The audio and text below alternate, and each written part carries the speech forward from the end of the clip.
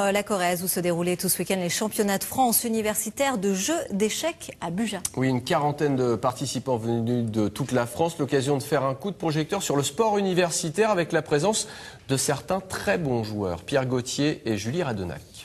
La nouvelle championne de France universitaire de jeux d'échecs, c'est elle. Pas vraiment une surprise. À 25 ans, Marie Sebag est déjà grand maître international, meilleure française et numéro 12 mondiale.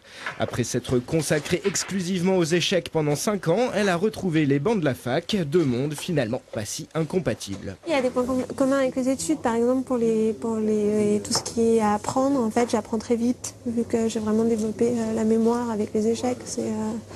Voilà, si je veux faire un truc, je vais aller très vite à le faire parce que je suis très concentrée en fait. Vu que grâce aux échecs, j'ai pu apprendre à me concentrer. Dans la salle, hormis le cliquetis des pièces et des pendules, c'est le silence absolu. Une quarantaine de compétiteurs s'affrontent, la concentration est maximale, bien au-delà donc du simple cadre ludique. Pour moi, oui, c'est un sport. Ça demande une grosse capacité de réflexion, de concentration et nerveusement, c'est plus important que d'autres sports, je pense. Que ce soit le foot ou le rugby, on peut être plus fatigué à la fin d'une compétition d'échecs qu'une compétition de foot. Contrairement aux États-Unis, par exemple, le sport universitaire en France reste assez confidentiel malgré ses quelques 100 000 licenciés.